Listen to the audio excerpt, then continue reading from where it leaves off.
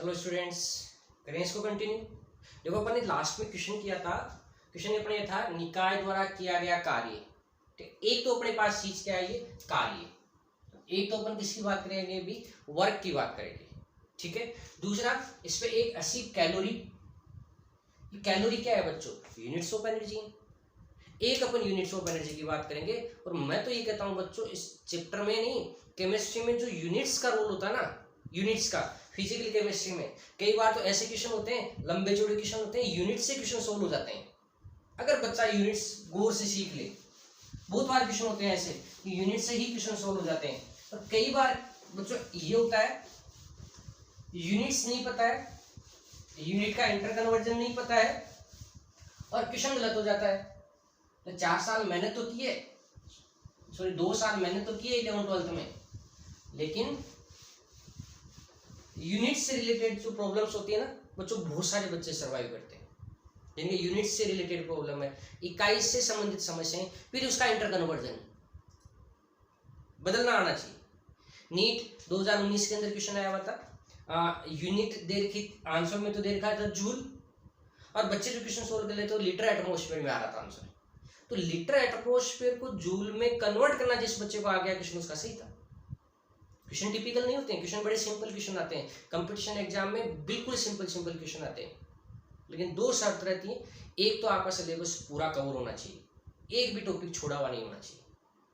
दूसरी चीज, पेपर बिल्कुल सिंपल वाला होता है, तसल्ली से अटेंड करने वाला होना चाहिए। चलो पेपर आएंगे अपने पास, खूब बात करेंगे अपन। पहले अपन एक छोटी सी बात करते हैं, हेडिंग डालते हैं यूनिट्स ऑफ एनर्जी। नोट लगा के 2 पॉइंट पढ़ेंगे अपन, जिसमें से फर्स्ट पॉइंट है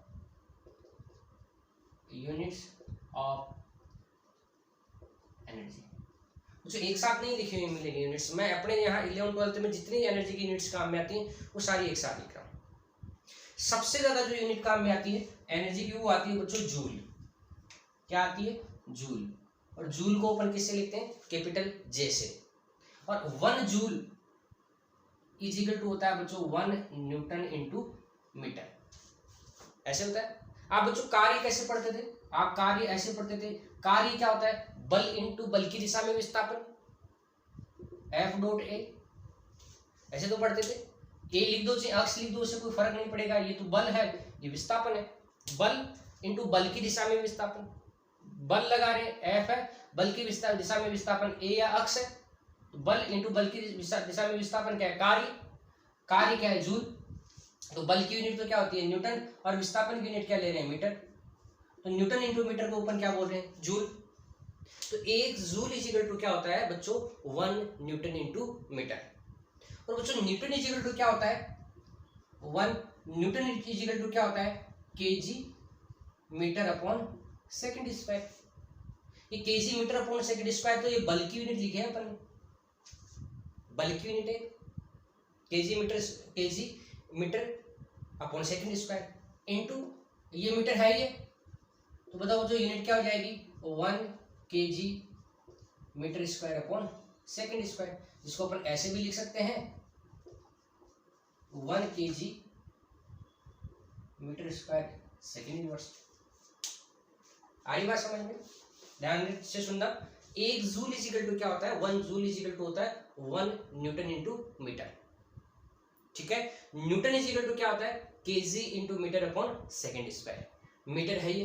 तो बताओ बच्चों क्या हो जाएगा, ये KG metre square upon second square, ऐसे भी लिख सकते हैं, KG metre square upon second inverse 2, ऐसे भी लिख सकते हैं। इज इक्वल टू होता है 10 की घात 7 आर्ग। आर्ग, जो आर्ग होता है ना, ये भी एनर्जी की इकाई है। तो ये सारी की सारी ऊर्जा की इकाई है, जूल है, न्यूटन इंटू मीटर है, KG metre square upon second square है, आर्ग है, ये सारी की सारी ऊर्जा की इकाई है, यूनिट्स ऑफ एनर्जी। मतलब ऊर्जा इन इकाइयों में मापी जाती है, मेजर की जाती है। एक अपने क्वेश्चन सोल्व किया था अभी, उसमें कैलोरी आई थी, तो अपने पास छोटी सी यूनिट ये भी आती है, कैलोरी।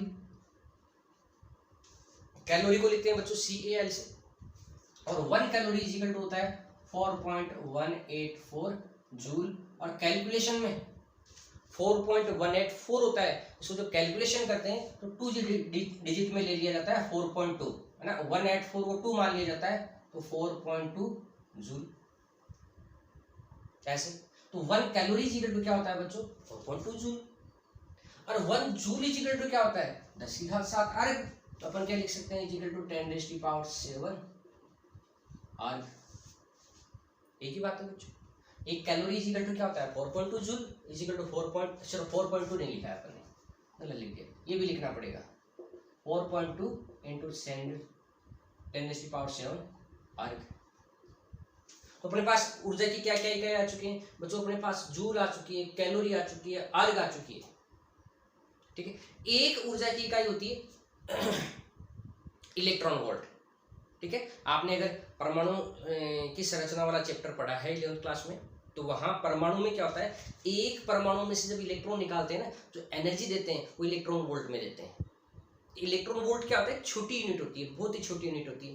एक एटम को तो अपन नंगी आंखों से भी नहीं देख सकते, तो बहुत ही छोटी एनर्जी की रिक्वायरमेंट होती है यूनिट्स की। और वो यूनिट क्या होती है बच्चों? Electron volt.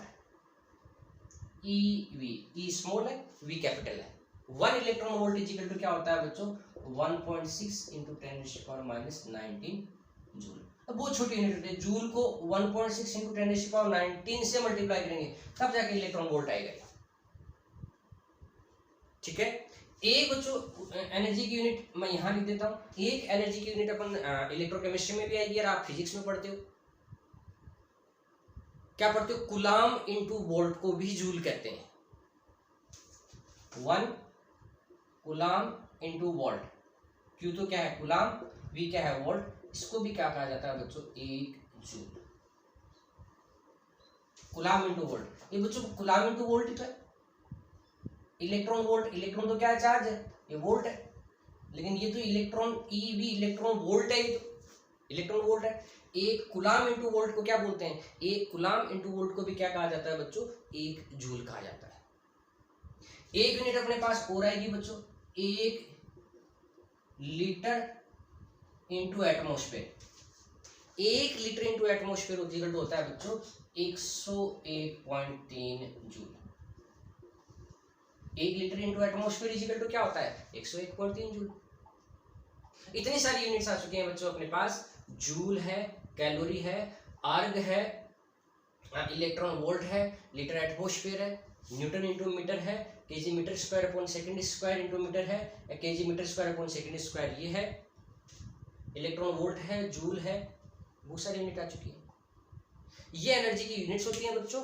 हर बच्चे को याद होनी चाहिए यूनिट्स, हर बच्चे को। फिर इनका इंटर कन्वर्जन पता होना चाहिए कि एनर्जी कैसे चेंज करते हैं। और इंटर कन्वर्जन सीखना अपना यहाँ मकसद नहीं है, अपना मोटो वो नहीं है कि अपन इंटर कन्वर्जन सीखें। ठीक है। 11th क्लास की बातें होती है, स्टार्टिंग वाले बच्चे 1-2 महीने पढ़ना स्टार्ट करते हैं, तब उनको बताया जाता है कि किसको किस में कैसे कन्वर्ट करना है। ठीक है। नीट 2019 के अंदर क्वेश्चन आया हुआ था, क्वेश्चन बड़ा ही सिंपल था, थोड़ी देर बाद में अपन भी करेंगे। ये लीटर इंटू एटमोस्फेयर तो बच्चों के सब क्या आ गया, जिसको ये रिलेशन पता था तो उसको ऑप्शन किस में दे रखा था बच्चों? जूल में दे रखा था। क्वेश्चन बड़ा सिंपल था, मतलब विद इन 30 सेकंड होने वाला क्वेश्चन, लेकिन इंटर कन्वर्जन पता होना चाहिए। ठीक है। तो बच्चों इनसे क्या क्वेश्चन आया हुआ है? इनसे बहुत ही अच्छा क्वेश्चन है, कंपटीशन एग्जाम में आया हुआ है कि छोटा बड़ा कौन है। और अपने यहाँ छोटे बड़े का तो बहुत ही इंपॉर्टेंस होता है। क्वेश्चन ये था, 1 कैलोरी, 1 अर्ग, 1 जूल ऊर्जा तुल्यांकों का सही क्रम है। 1 कैलोरी, 1 अर्ग, 1 जूल, इनके ऊर्जा तुल्यांकों का सही क्रम है। मतलब इसका मीनिंग क्या हुआ बच्चों? छोटा बड़ा कौन है। अब बच्चे क्या कहते हैं, सर ये भी 1 है, ये भी 1 है, ये भी 1 है, ऊर्जा तुल्यांक मतलब बराबर ही नहीं, बराबर नहीं। आप इसका मीनिंग ये समझे कि एक बच्चे के पास तो एनर्जी 1 कैलोरी है, एक बच्चे के पास एनर्जी 1 अर्ग है, एक बच्चे के पास एनर्जी 1 जूल है। बताओ किसके पास सबसे ज्यादा एनर्जी? ये है क्वेश्चन। आ रही मेरी बात समझ में? 3 स्टूडेंट है, एक स्टूडेंट के पास एनर्जी 1 कैलोरी है, एक स्टूडेंट के पास एनर्जी 1 अर्ग है, एक स्टूडेंट के पास एनर्जी 1 जूल है। बताओ सबसे ज्यादा किसके पास एनर्जी है? ये क्वेश्चन है। 4 ऑप्शन बना दिए अलग अलग। चलो अपन स्टार्ट करते हैं। बताओ बच्चों सबसे पहले तो मैं जूल और अर्ग को देखूं। ये तो जूल रहा, ये तो जूल रहा, और 1 जूल बराबर क्या होता है 10 की घात 7 अर्ग। 1 जूल इक्वल टू क्या होता है 10 की घात 7 अर्ग। मतलब अर्ग को 10 की घात 7 से गुना करेंगे ना तब 1 जूल आएगा। अर्ग को 10 की घात 7 से मल्टीप्लाई करेंगे, ये अर्ग है 10⁻7 से मल्टीप्लाई किया तब 1 जूल आया। इसका मतलब जूल तो बहुत बड़ा है, अर्ग से जूल बड़ा है। तो एक चीज तो पता चल गई, जूल से बड़ा है क्या, सॉरी जूल बड़ा है किससे, अर्ग से। ठीक है। दूसरी चीज आप बताएं दोस्तों, एक कैलोरी इक्वल टू क्या होता है 4.2 जूल। एक कैलोरी इक्वल टू क्या होता है 4.2 जूल। मतलब जूल को 4.2 से मल्टीप्लाई करेंगे तब जाकर एक कैलोरी आएगा। इसका मतलब कैलोरी तो जूल से भी बड़ा है, जो कैलोरी है वो तो जूल से भी बड़ा है। तो अपने पास रिलेशन क्या आ गया, वो जो सबसे बड़ा तो क्या है कैलोरी, उससे छोटा क्या है जूल, उससे छोटा क्या है अर्ग। ये आंसर आ गया अपने पास। ये क्वेश्चन तो कंपटीशन एग्जाम में पूछा हुआ है ना। अपन इस क्वेश्चन को थोड़ा सा और एक्सटेंड कर रहे हैं क्योंकि अपने पास ये 2 यूनिट और हैं, लीटर एटमॉस्फेयर और इलेक्ट्रॉन वोल्ट। इनकी भी पोजीशन रख रहे हैं कि इनकी पोजीशन कहाँ आएगी। ठीक है, चलो इनकी भी पोजीशन रखने की कोशिश करते हैं। बताओ बच्चों,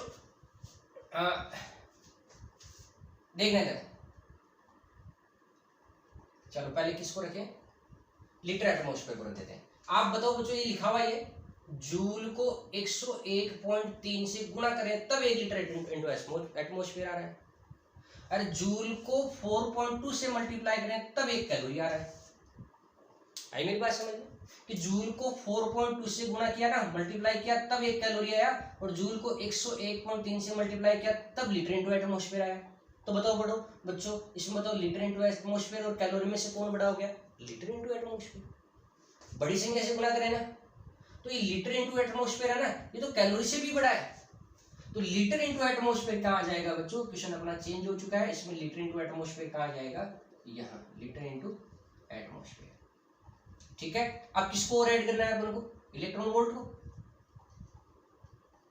ठीक है, इलेक्ट्रॉन वोल्ट को ऐड करना है। देखो बच्चों, 1 जूल है, इसको 10 की घात -19, बहुत ही छोटी संख्या है, 1 से छोटी संख्या है, इससे मल्टीप्लाई करें तब इलेक्ट्रॉन वोल्ट आ रहा है।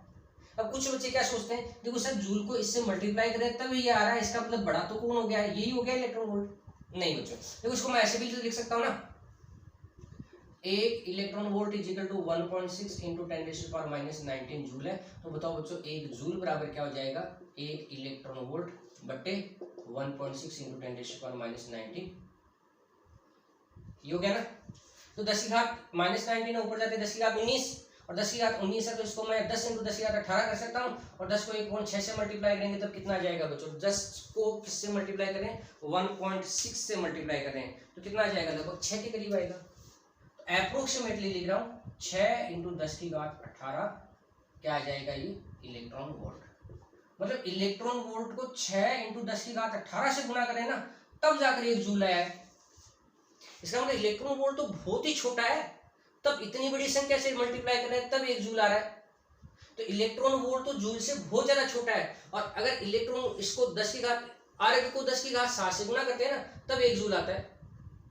आर्क को 10 की घात 7 से गुणा करेंगे तब 1 जूल आएगा, और इलेक्ट्रॉन वोल्ट को 10 की घात 18 से गुणा करेंगे तब 1 जूल आएगा। इसका मतलब आर्क और इलेक्ट्रॉन वोल्ट में से बड़ा कौन है, आर्क बड़ा है या छोटा कौन है, इलेक्ट्रॉन वोल्ट छोटा है। तो सबसे छोटी यूनिट क्या आएगी बच्चों, इलेक्ट्रॉन वोल्ट। ये नया क्वेश्चन हो गया अपने पास, इसको डाउट हो तो पूछें। बहुत इंपॉर्टेंट क्वेश्चन रहता है बच्चों, एनर्जी का इंटर कन्वर्जन, याद होना चाहिए हमेशा। और मैं तो कहता हूँ केमिस्ट्री के अंदर चाहे कोई चैप्टर याद हो चाहे नहीं हो, इंटर कन्वर्जन सारे याद होने चाहिए। टेम्परेचर का, प्रेशर का, वॉल्यूम का, डेंसिटी का, मोल का, ये सारे इंटर कन्वर्जन पता होना चाहिए। मास का, ये सारे इंटर कन्वर्जन पता होना चाहिए। सबसे इंपॉर्टेंट रहता है एनर्जी का, वॉल्यूम का, डेंसिटी का, टेम्परेचर का, ये इंपॉर्टेंट इंटर कन्वर्जन होते हैं, आयतन का। क्लियर, चलो नेक्स्ट अपन वर्क थोड़ी बात कर लेते हैं। ये अपना फर्स्ट पॉइंट था नोट का, सेकंड पॉइंट है कार्य, वर्क।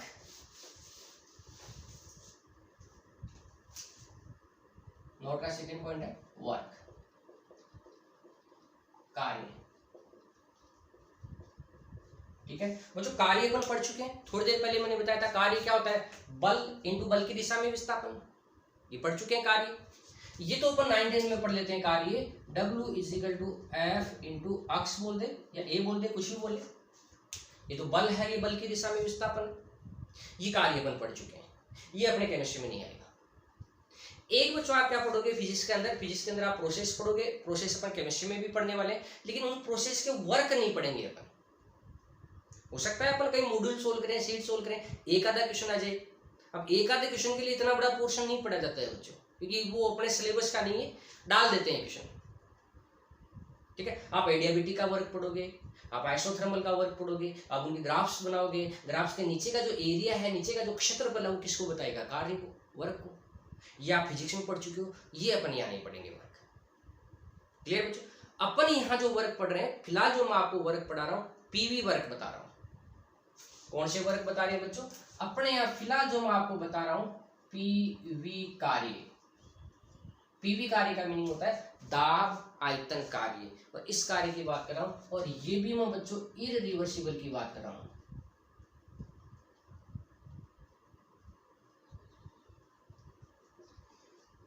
इररिवर्सिबल का मीनिंग क्या होता है बच्चों, अनुत्क्रमणीय की। पीवी वर्क की बात करें, ठीक है, और पीवी वर्क में भी कौन से वर्क की बात करें बच्चों, अपन इररिवर्सिबल की, अनुत्क्रमणीय की। और अपने सिलेबस में जो है वो केवल और केवल पीवी वर्क है अपने सिलेबस में। हाँ, हो सकता है क्वेश्चन मिल जाए तो टेंशन नहीं लेनी, फिजिक्स वाला कंसेप्ट अप्लाई कर देना है, वर्क आ जाएगा, है ना। एडियाबेटिक वर्क है, आइसोथर्मल वर्क है, अपन मैं आइसोथर्मल पे वर्क जरूर बताऊंगा, फॉर्मूला बताऊंगा, लेकिन पढ़ना नहीं है अपन। पीवी वर्क का मीनिंग क्या होता है बच्चों, देखना इधर ध्यान से समझना। अपने पास एक सिलेंडर है, ये अपने पास सिलेंडर है, इस सिलेंडर में ये पिस्टन लगाया हुआ है, ये पिस्टन लगाया हुआ है। पिस्टन का मीनिंग क्या हुआ, ये पिस्टन ऊपर की तरफ भी मूव कर सकता है और नीचे की तरफ भी मूव कर सकता है। और इसके अंदर अपन ने क्या भर रखी है बच्चों, गैस भर रखी है। क्या भर रखी है, गैस भर रखी है। मतलब पिस्टन जो है अप डाउन मूव कर सकता है, ऊपर नीचे आ जा सकता है पिस्टन, और इसमें अपन ने क्या भर रखी है, गैस भर रखी है। ठीक है, आप बताएंगे बच्चों, अगर इस पिस्टन पे मैं ऊपर से प्रेशर लगाऊं या यहाँ प्रेशर लगाऊं, ऐसे प्रेशर लगाए, बताओ पिस्टन नीचे की तरफ मूव करेगा नहीं करेगा। और पिस्टन अगर नीचे की तरफ मूव करेगा तो इस कार्य को अपन बोलेंगे बच्चों कंप्रेशन वर्क, संपीड़न वर्क, है ना। नीचे की तरफ पिस्टन आएगा तो गैस का आयतन क्या हो जाएगा, कम हो जाएगा, वॉल्यूम कम हो जाएगा। तो इस कार्य को कौन सा कार्य बोलेंगे अपन बच्चों, संपीड़न कार्य, संपीड़न कार्य।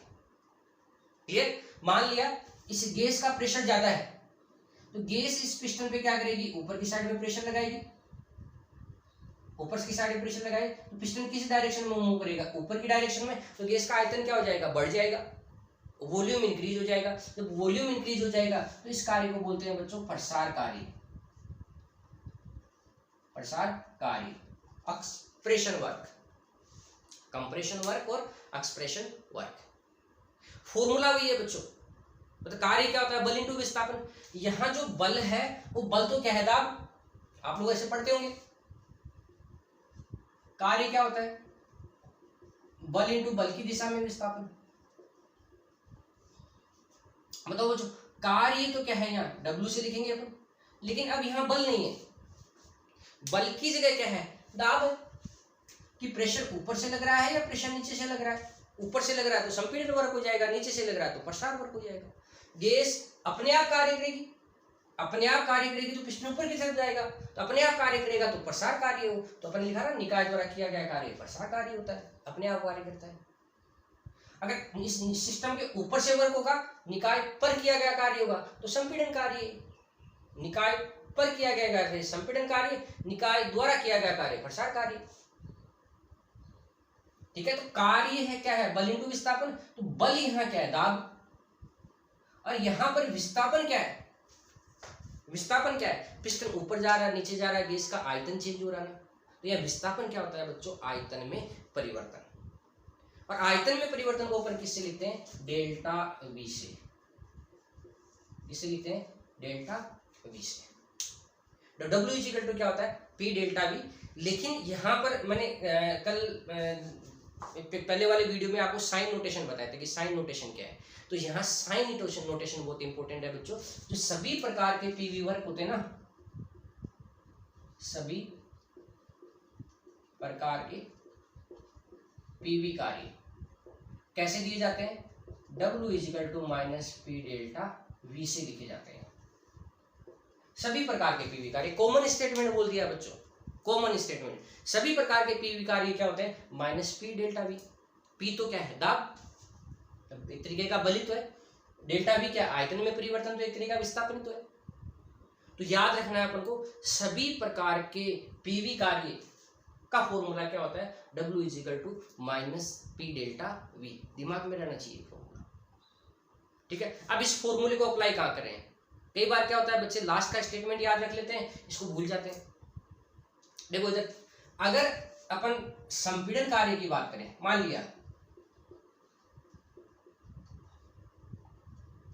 संपीड़न कार्य, अगर अपन संपीड़न कार्य की बात करें तो बताइए बच्चों, पहले आयतन है उसको तो मान लेता हूं मैं V1 और बाद वाले आयतन को मान लेता हूं मैं V2। बताइए संपीड़न हुआ है तो आयतन बढ़ा या घटा है, संपीड़न होगा तो गैस का आयतन कम हो गया बढ़ जाएगा, गैस का आयतन कम हो जाएगा, मतलब ज्यादा कौन होगा, यहाँ V2 बड़ा होगा। V1 तो क्या है, प्रारंभिक आयतन, V2 क्या है, अंतिम आयतन। जब संपीड़न करेंगे तो अंतिम आयतन कम हो जाएगा, V2 कम हो जाएगा, V2 बड़ा हो जाएगा। और डेल्टा V कैसे निकालते हैं बच्चों, अपन डेल्टा V निकालते हैं अपन V2 माइनस V1 से, V2 माइनस V1 से। अंतिम माइनस प्रारंभिक, अंतिम आयतन तो क्या है V2, प्रारंभिक आयतन क्या है V1। बताओ V2 और V1 में से बड़ा कौन है, V1, मतलब माइनस वाला बड़ा है। तो आयतन में परिवर्तन कैसा होगा, धनात्मक या ऋणात्मक, आयतन में परिवर्तन ऋणात्मक हो जाएगा, ये बड़ा है। जब आयतन कम होता है ना तो परिवर्तन कैसा हो गया, ऋणात्मक। पता है बच्चों, डेल्टा V अगर इसमें ऋणात्मक आती है तो यही फॉर्मूला वो वापस लगा देता हूँ। इसलिए अपना जो W संपीड़न का मतलब होता है compression, COMP, W compression is equal to क्या हो जाएगा, ये नेगेटिव वैल्यू और ये नेगेटिव क्या हो जाएंगे positive, plus P delta V। ऐसे ही बच्चों प्रसार कार्य, आप मुझे बताएंगे प्रसार कार्य में V1 और V2, V1 तो प्रारंभिक आयतन है, V2 अंतिम आयतन है। प्रसार हो रहा है, आयतन बढ़ रहा है, इसका मतलब V2 ज्यादा होगा V1 से, अंतिम आयतन ज्यादा है। बताओ जो डेल्टा V कैसे निकालेंगे अपन, V2 माइनस V1, ये वैल्यू ज्यादा है, ये वैल्यू कम है, तो पॉजिटिव आंसर आएगा। ये पॉजिटिव और ये नेगेटिव क्या हो जाएंगे, नेगेटिव, तो W प्रसार क्या आएगा, माइनस P डेल्टा V। अब बच्चों सारे बच्चों को याद रह जाता है ऐसे, कार्य क्या होता है P डेल्टा V। कई बच्चे सीधे ऐसे भी याद रख लेते हैं कि संपीड़न कार्य क्या होता है, संपीड़न कार्य तो होता है जब संपीड़न हो रहा है तो प्लस वाला कार्य प्लस P डेल्टा V, प्रसार हो रहा है तो माइनस P डेल्टा V। लिखा ना अपने, निकाय पर किया गया कार्य संपीड़न होता है पॉजिटिव होता है, देखो पॉजिटिव है। निकाय द्वारा किया गया कार्य प्रसार होता है नेगेटिव होता है, देखो नेगेटिव होता है, ठीक है। सिली मिस्टेक कहाँ होती है, ढंग से समझना बच्चों। अगर आपको आयतन प्रारंभिक और अंतिम दे रखे हैं तो ये आयतन में चेंज देखने के बाद में साइन आया, ये देखने के बाद में, है ना। अगर आपको प्रारंभिक और अंतिम आयतन नहीं दे रखे, केवल आयतन में परिवर्तन दे रखा है, तो फॉर्मूले को सीधे अप्लाई कर दो, साइन गलत नहीं होना चाहिए। मेरा कहने का मतलब ये, अगर क्वेश्चन दे रखा है, क्वेश्चन के अंदर प्रारंभिक और अंतिम आयतन दे रखे हैं, तो आप इसको प्रारंभिक और अंतिम आयतन दे रखे हैं तो सीधा ये फॉर्मूला लगा दो ना, ये वाला फॉर्मूला। और केवल प्रारंभिक अंतिम आयतन नहीं दे रखे, आयतन में केवल परिवर्तन दे रखा है, तो ये वाले सीधे लगा दो, कोई फर्क नहीं पड़ेगा इससे। लेकिन प्रसार कार्य तो किस में आएगा, नेगेटिव में, और संपीड़न कार्य किस में आएगा, पॉजिटिव में। उस स्थिति में डेल्टा V देखना है आपको, डेल्टा V के साइन नहीं देखने, क्योंकि डेल्टा V के साइन तो अपन यहाँ कंसिडर कर लिए हैं। कुछ बच्चे इन चीज़ों में कंफ्यूज हो जाते हैं, ध्यान से सुनो बच्चों। अगर पीवी वर्क निकालना है तो पीवी वर्क का कॉमन फॉर्मूला क्या होता है, माइनस P डेल्टा V, ठीक है। अगर संपीड़न कार्य हो रहा है तो डेल्टा V कैसा आएगा, नेगेटिव आएगा। वो नेगेटिव आयतन में परिवर्तन नेगेटिव, और ये नेगेटिव मिलके पॉजिटिव आए। अब आपको आयतन में परिवर्तन अलग से फिर से नहीं निकालना है। बच्चे क्या करते हैं, ये फॉर्मूला अप्लाई करके फिर इसको नेगेटिव अप्लाई करते हैं, वर्क नेगेटिव आ जाता है। नहीं, ऐसा नहीं करना, ऐसी गलती नहीं करनी, क्वेश्चन को ढंग से पढ़ना है। अगर आयतन में चेंज ही दे रखा है, परिवर्तन ही दे रखा है, तो इनको सीधे अप्लाई कर दो, और V1 और V2 दे रखे हैं तो इसको अप्लाई कर दीजिए। या क्या करना है, सिंपल सा बता देता हूँ। पता है संपीड़न कार्य पॉजिटिव है, प्रसार कार्य नेगेटिव है, रह जाएगा यार। अब आपको केवल आयतन में परिवर्तन रखना है, साइन नहीं देखने हैं, क्योंकि साइन रखने के बाद में ये फॉर्मूले आए हैं अपने पास। ये अपने पास पीवी वर्क है। किस बालक को नहीं समझ में आ गए तो इन क्वेश्चन कर लेते हैं। क्लियर बच्चों, क्वेश्चन करते हैं इसमें।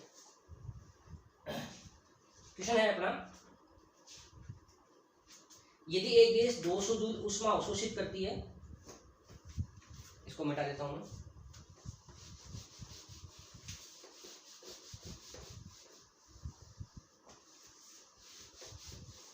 क्वेश्चन है, यदि एक गैस 200 जूल ऊष्मा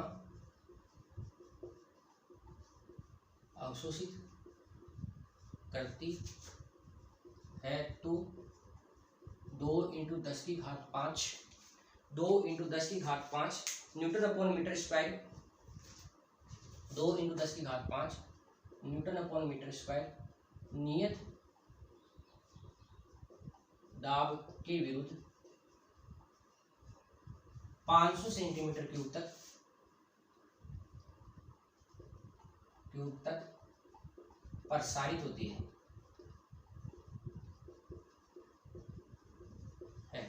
तो प्रसारित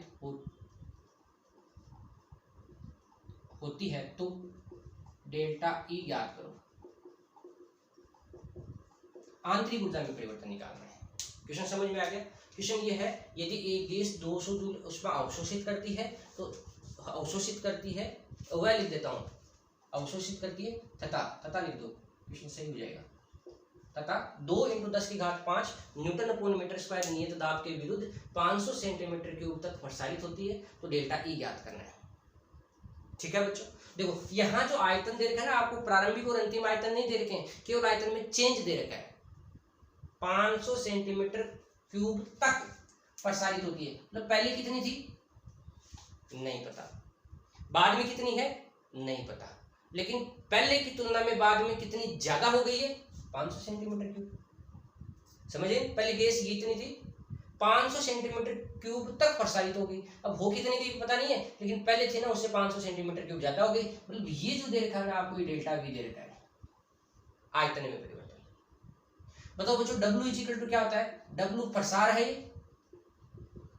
W प्रसार इक्वल टू क्या होता है -P delta V, minus sign तो है ये, पता है P क्या है, P तो ये रहा pressure, 2 × 10⁵ newton upon metre square, नीचे कर देता हूँ, चलो आगे लिख देता हूँ, newton upon metre inverse, newton upon metre square है, newton upon metre inverse into बच्चों आयतन में परिवर्तन डेल्टा वी कितना दे रखा है 500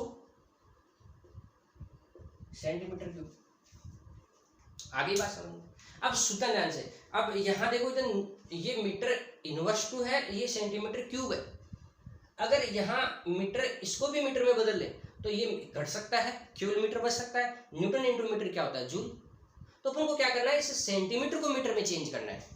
मतलब जो फॉर्मूला क्या आ जाएगा, फॉर्मूला ये हो जाएगा, माइनस तो है ये 2 × 10⁵ newton upon metre square into 500, और सेंटीमीटर को किस में चेंज करना है, मीटर में। बताओ बच्चों 100 सेंटीमीटर इक्वल टू क्या होता है 1 मीटर, तो 1 सेंटीमीटर इक्वल टू क्या हो जाएगा 10⁻² मीटर। तो जो सेंटीमीटर है इसकी जगह क्या लिख सकता हूँ मैं, 10⁻² मीटर है, इसका क्या कर देंगे क्यूब।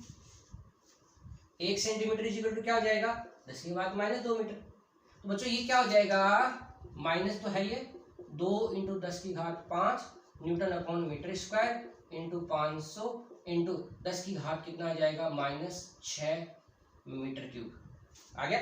बताओ बच्चों ये मीटर स्क्वायर है, ये मीटर क्यूब है, तो मीटर बच जाएगा, और मीटर बचेगा तो देखना इधर, मैं इसको 16 कर लेते हैं। मीटर बचेगा तो ये कितना हो जाएगा 10⁵ है, और इसको काट देता हूँ, देखो ये 10 की घात 5, ये 10 की घात 6, ये 10 की घात -6, 50 को 2 से गुणा करेंगे कितना आ जाएगा 100, तो माइनस का 100 न्यूटन इंटू मीटर है, इसको -100 जूल लिख सकते हैं।